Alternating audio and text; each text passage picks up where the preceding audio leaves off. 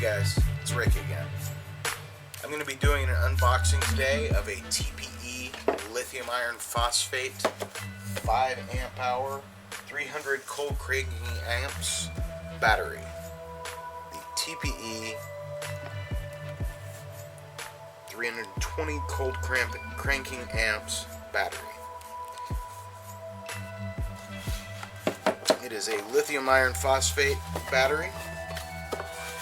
Has a 12.8 nominal voltage. Looks like it's shipped at 13.3.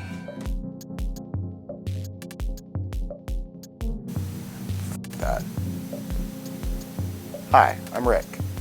I recently put together an unboxing video for the TPE 5 amp hour lithium iron phosphate motorcycle battery.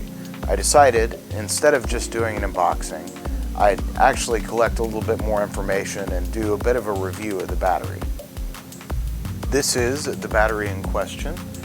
Picked it up off Amazon for $59.99. I'll have a affiliate link down below if you want to pick this up.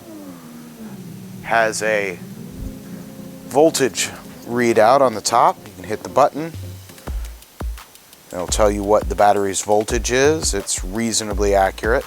I have it hooked up to a shunt made by Drock, also purchased on Amazon. I'll have a link for that as well. It's not the most accurate shunt in the world, but it will give us an idea what's going on here, and it'll give us something that we can measure. First order of business is to get the battery charged up.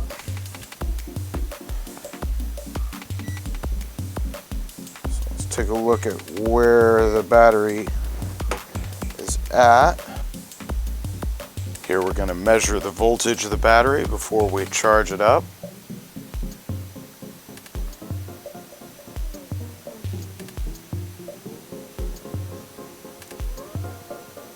Looks like it's coming in at 1310.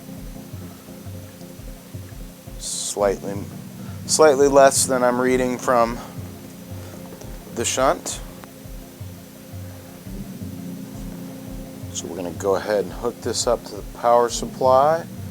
I've got it set to just under 14 volts.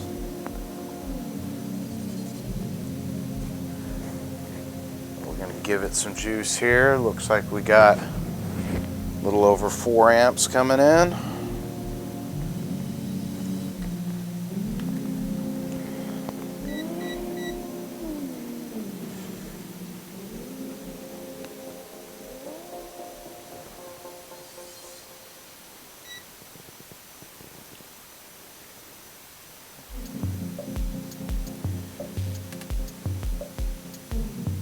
Again, the multimeter is reading a little higher than the rest of my instruments are, but we'll let that go until it's under 100 milliamps at 14.4 volts, which is 3.6 volts per cell. Go ahead and turn up the charge voltage a little bit here. We're looking to hit 14.4 to 14.6 volts on the battery. Up a little bit, given a little over 7 amps. Once I disconnect the charger, the shunt will measure the energy that runs out from the battery into my load. My load here is a little 150 watt inverter, and I have an electric blanket and a fan that together will give it between 10 and 11 amps of draw on this 12 volt battery.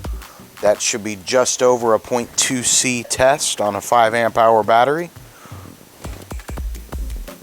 As you can see, we're nearing 2 amps of input on the battery. Should be under 100 milliamps within about 10 minutes here. So to go over my test setup here, go from the negative lead of the battery into this shunt. The shunt is read by this display here. The display also has sensing positive and negative on the battery. Once it comes out of the negative, it goes into this 12-volt socket, which goes into this AC inverter. Comes back to the positive of the battery. The AC inverter is hooked up to a floor fan and an electric blanket. A floor fan and an electric blanket.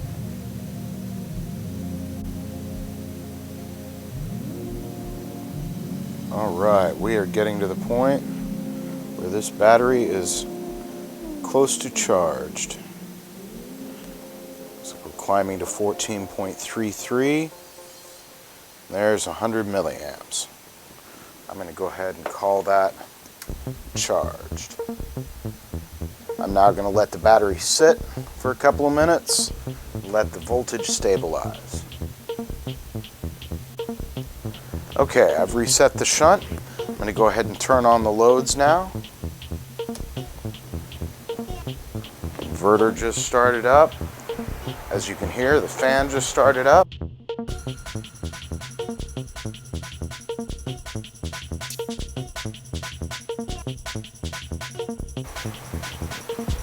Still pulling about 10 amps here, nearing what should be half capacity.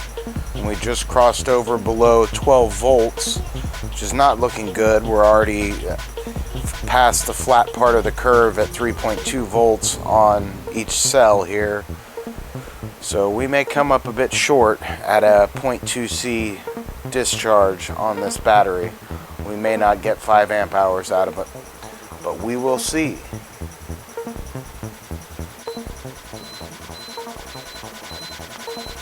Inverter is not happy at 11.2 volts.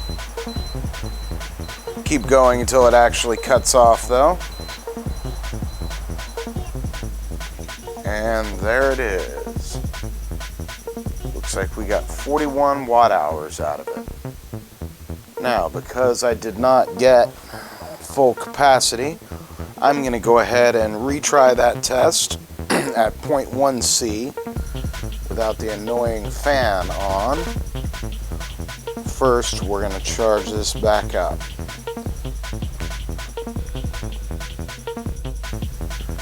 I've been playing around while this is charging, and I think that my use of an electric blanket as a load was not a smart decision. I think that it fluctuates too much, and I don't think it's a good static load. Let's see what this looks like with just the fan. 156, 153. Nears makes no difference. What's on the power supply is pretty close. Alright, I'm going to call that 1 watt. Alright, cleared previous results off of the shunt.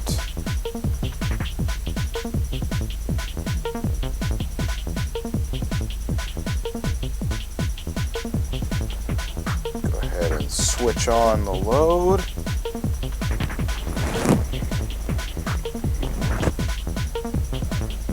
Looks like it's just over 1 amp.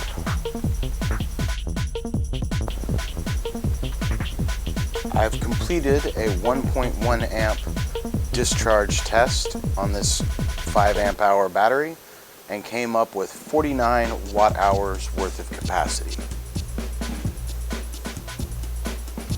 So I wanted to give my overall thoughts on the battery that I have chosen to put in this bike. It's now 20 bucks more expensive on Amazon than when I bought it.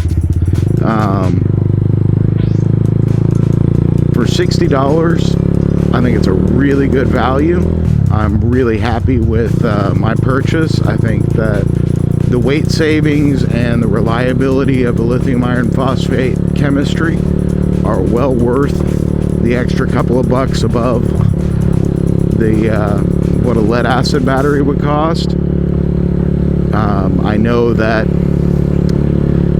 the battery that came in here from the manufacturer was absolute garbage and was only going to survive for a very short period of time until the first time it got cold, and then it was going to be toast.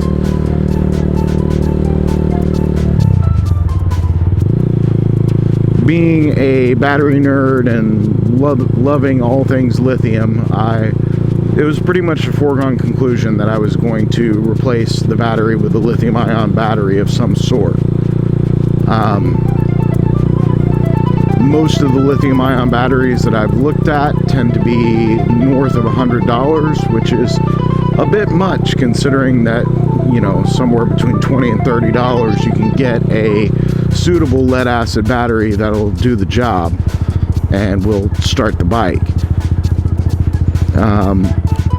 The weight savings are definitely there. I could save more weight by going on a diet than I could by spending a chunk of change on an expensive battery, but spending a chunk of change on an expensive battery allows me to continue eating donuts. So there's that. The cold cranking of the battery, it never seemed to have any issue kicking the bike over. It delivered all the current that I needed from it. I haven't had any charging issues yet. I'm not expecting there to be. Seems to be performing well. I like the little voltage display up at the top so you can tell exactly where you're at. And I'm quite confident that I would be able to resurrect it if I ever did run it too flat. Believe it or not, lithium iron phosphate is rather forgiving of that, so long as you have some sort of protection to keep you from just draining the cells below 2.5 volts.